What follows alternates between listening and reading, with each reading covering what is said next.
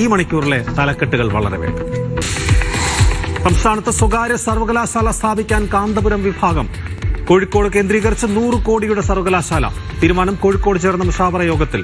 കാന്തപുരം വിഭാഗത്തിന്റെ വിദ്യാഭ്യാസ പ്രവർത്തനങ്ങളെ സർവകലാശാലയ്ക്ക് കീഴിൽ ഏകോപിപ്പിക്കും.